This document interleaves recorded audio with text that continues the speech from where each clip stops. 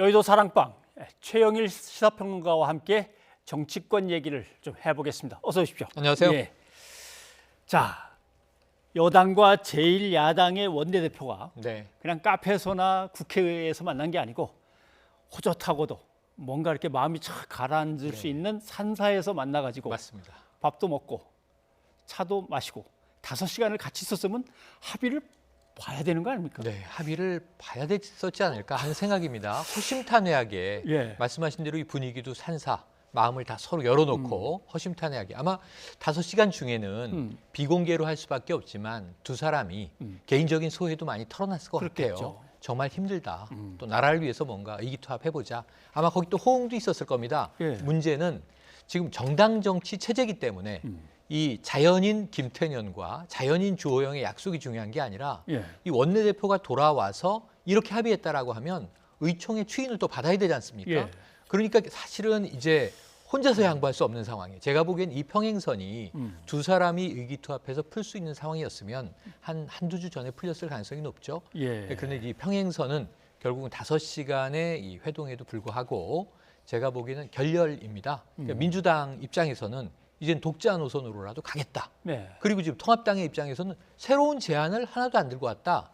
새로운 제안은요. 통합당이 바라는 건 좀 하나밖에 없습니다. 법사위원장 물리겠다. 원점에서 다시 시작하자. 예. 사실 그게 요구였거든요. 그럼 지금 6개 상임위는 이미 구성됐으니 그건 손댈 수가 없고 나머지 12개를 가지고 11대 7로 나누자고 하는 것이 지금 통합당은 받을 수 없는 안이다라는 것이죠. 받을 수 없다라는 뜻은 그래도 없는 것보다 있는 게 낫지 않나요? 근데 받을 수 없다는 네. 거는 가져봤자 네, 항상 과반수가 저쪽에 가 있으니까 다수결로 예. 다 질 텐데 맞습니다. 예, 둘러리만 서게 된다 이런 뜻이 그러니까 되겠군요. 차라리 그럴 것이면 최근에 이제 홍준표 의원도 상당히 진지하게 미국의 사례, 네. 의석 하나를 더 가져간 민주당이 상임위를 다 가져가서 책임 정치를 한 사례가 있는 것처럼 우리도 여당에게 다 책임을 던지고 오. 야당으로서 비판만 하자. 어쩌면 책임 정치를 한번 실현해 볼 수 있는 기회 아니냐. 그러면 이건 또 민주당 입장에서는 어깨는 굉장히 무거워집니다만 그러네요. 그럼에도 불구하고 이게 도안이면 뭐 성과가 나면 여당이 잘한 것이고요. 예. 성과가 안 나고 대선 즈음에 임기 말에 국민들의 비판이 높아지면 여당이 어떻게든 책임을 져야 되겠죠. 예. 사실은 한번 이번 주 후반 내일 모레가 사실은 마지막 승부수다 이렇게 보여지네요. 네.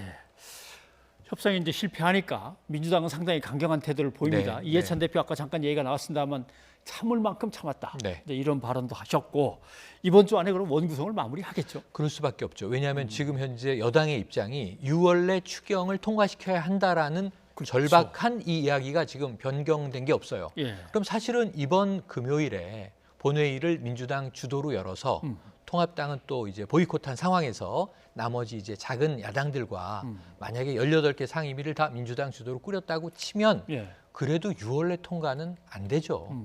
지금 왜냐하면 예결위가 없지 않습니까? 예산결산위원회에서 뭐 증액 감액을 해야 되는 거 아닙니까? 그리고 최종적으로 추경안을 확정해야 되는데 지금 민주당은 당정청 회동에서 당장 대학 등록금을 간접적으로라도 지원해 줄 수 있는 예산 방안을 찾겠다. 이런 거 다 넣고 빼고 하려면 사안이 많은데 이미 다음 주 수요일이면 7월로 넘어가죠. 예. 그럼 7월 초순에라도 이걸 이제 처리하려면 사실은 이번 주에 원구성이 안 되면 이 스케줄 자체가 다 어그러진다. 이렇게 예. 봐야 되겠죠. 어찌 됐거나 여당 원내대표가 산으로 가서 네. 제1야당 원내대표를 만났더니 제1야당의 원내대표가 돌아오는 것까지는 성공을 했습니다. 맞습니다. 이렇게 돌아와서 통합당의 주호영 원내대표는 이제부터는 본격적인 강력한 대여 투쟁을 하겠다. 맞습니다. 근데 상임위원장을 가져오지 않으면 뭘 어떤 투쟁을 벌이겠다는 건가 이게 궁금하죠. 지금 이제 야당 입장에서는 국정조사 몇 가지를 이야기하고 있는 것 같아요. 일단은 지금 이 북미 관계, 남북 관계에 있어서의 외교적인 문제. 지금 상당히 볼튼 회고록 아까 다루셨습니다만 여기에 대한 여야의 시각이 많이 다릅니다. 그렇죠. 그러니까 정부의 입장에선 봐라. 문재인 정부의 남북미 외교의 진정성이 여기 드러났다 이렇게 보는 입장이 있는가 하면 야당에서는 이걸 완전히 실정이라고 보는 거예요. 네. 그래서 그런 부분에서는 국정조사 발동하겠다라는 지금 이야기가 나오고 있고요. 두 번째로는 한동안 좀 조용했습니다만 윤미향 의원 관련해서 정 의원 사태 이런 부분들에 대해서 국정조사 해야 되는 거 아니냐. 이건 사실은 21대 개원 전에 나왔던 이야기인데 지금 또 한 번 다시 나오고 있어서 국정조사 발동 등에 대해서 몇 가지 중요한 야당에서 좀 공세를 걸 수 있는 드라이브를 할 수 있는 이슈들을 찾을 것 같습니다. 근데 얘기를 하다 보니까 주호영 원내대표라고 자꾸 부르는데 본인은 사퇴 의사를 밝혔었는데 네. 의원총회를 열어갖고 재신임을 했죠. 재신 받아야 되는 재신임을 거죠. 했기 때문에 예. 이 당 차원에서 이 원내 의총이 아직 이게 사퇴를 받질 않은 거죠. 아, 예. 그러니까 본인은 다시 복귀하겠다라고 재선언한 바는 없지만 지금 대여투쟁 선언을 했잖아요. 그럼 사실은 다시 원내 리더가 될 수밖에 없는 돼야겠네요. 상황 아닌가? 내일 비대위에 참석한다고 하니까 예. 그 지위의 유지는 내일 확인될 것 같습니다. 도대체 여당이 협상을 안 하더라. 네. 이러한 절박한 마음을 국민한테 꼭 알리고 싶었다라고 네. 해서 이제 산에 가서 알리고 오셨으니까 네. 이제부터는 하셔야 되는데 뭐 국정조사를 하고 하는 거는 뭐 그렇다고 치는데 네. 추경안은 좀 빨리 통과가 됐으면 좋겠는데 제1야당이 협조를 하겠죠? 안 할까요? 협조를 하겠죠? 할 거고요. 예. 협조를 할 것으로 봅니다. 왜냐하면 3차 추경안을 꼼꼼히 들여다보겠다 이렇게 얘기했기 때문에 내용을 보겠다는 거고 다만 야당의 입장, 야당의 시각에서 네. 꼭 넣어야 할 것이 빠졌다면은 증액 요구를 할 거고요. 항목 조정을 할 것이고 그다음에 이것은 좀 과도하게 배치된 것 아니냐면 또 덜어내는 것도 있을 거예요. 예. 그래서 지금 1차, 2차 추경도 야당이 개입을 하여 결국은 일부 넣고 빼고 했거든요. 네. 그래서 이제 사실은 이제 금액은 유지됐지만 항목이 바뀐 경우도 있고 금액 자체가 삭감된 경우도 있는데 3차 추경안은 덩어리가 아주 큽니다. 예. 35조 3천억 원이지 않습니까? 정부안이. 그렇다면 제가 보기에는 협조는 해서 처리는 시키되 예. 그 내용에 대해서는 야당의 입장을 상당히 관철시키겠다는 의지가 예. 엿보이는 대목입니다. 글쎄 모르겠습니다. 경험으로 보면 수십 조의 예산을 저렇게 빨리 짤 수는 없습니다. 아마 맞습니다. 빈 곳도 틀어진 곳이 많을 겁니다. 그걸 다 이제 맞습니다. 심의를 통해서 바로 잡아 주셔야 되는 거죠. 근데 이 추경안 문제는 네.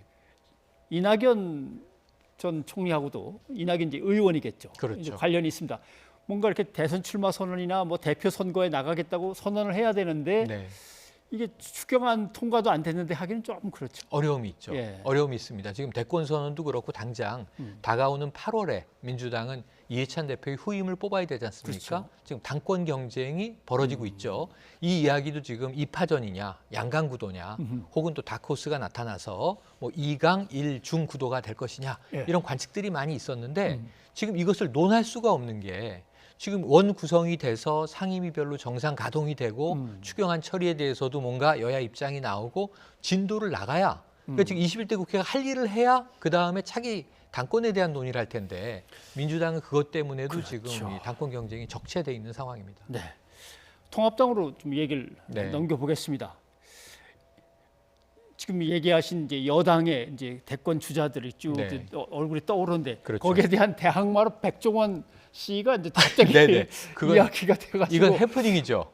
글쎄 네네. 김종인 위원장이 그냥 그 사람이 좋아서 네. 데리고 오고 싶다 이런 뜻이 아니고 뭔가 그냥 어떤 상징적인 인물을 그렇죠. 내세우고 하고 싶은 얘기가 있었겠죠. 네, 그러니까 하나의 예일 것이다라는 예, 예. 거죠. 그러니까 지금 우리 내부에는 그러니까 통합당 내부의 의원들과 김종인 비대위원장이 이야기를 나누던 와중에 예. 자, 좀 이렇게 이 대중 친화력이 있고 그리고 아주 쉽게 이야기를 하는데 국민들이 너무 공감을 잘하는 인물 네. 예를 들면 백종원 대표 같은 인물이 우리는 대권 주자로 필요한 거 아니냐라고 백종원이라는 세 글자가 나오는 순간 예. 갑자기 정치권의 관심이 실제로 백종원 대표에게 가버리는 바람에 이게 의문의 예. 일격을 당한 거죠. 백종원 대표는 나는 대선에 관심이 없습니다.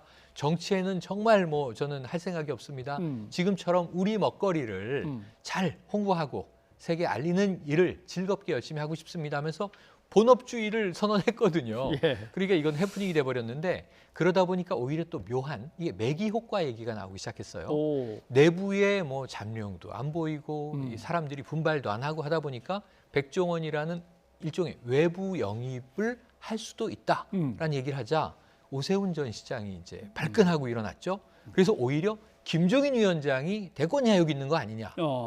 팔순에 대권 나갈 수 있겠는가. 김종인 위원장은 펄쩍 뛰었습니다만 그렇게 또 김종인 위원장에 대한 역공을 하면서 내부에서 뭔가 또 좀 다이나믹이 살아나는 것 같아요. 그러니까 사실은 이게 내부 투쟁이라는 게 지금 통합당 상황에서 단결해도 지금 이 여당하고 맞설까 네. 말까인데 이럴 상황이냐 싶지만 사실은 권력 욕망과 의지가 충돌하면서 뭔가 흐름이 만들어지는 거기 때문에 예. 통합당이 너무 조용한 것도 좋지 않습니다. 이 백종원이라는 이름을 언급한 효과가 좀 엉뚱한 쪽으로긴 하지만 나타나고 있는 것도 같습니다. 김정일 위원장이 뭔가 통합당에서 확실히 뿌리를 내리고 자기 세력을 구축하려면 그렇게 외부에서 새로운 인물을 데려와서 자기 사람으로 해서 진영을 짜는 수밖에 없는데 네. 아마 그런 것들을 이렇게 내다보면서 이렇게 견제하는 건 아닐까 하는 생각도 들고 여러 가지 복잡하긴 한데 아무튼 뭐 일단은 네. 잠깐 원을 빨리 구성하고 정상화시켜서 원내가 가동돼야 뭐 나머지 일들이 풀릴 것 같습니다. 추경안부터 처리해 주시고 그렇습니다. 또 당내는 당내대로 정비를 또 하셔야겠죠. 시국이 엄중합니다. 평론가님 고맙습니다. 고맙습니다.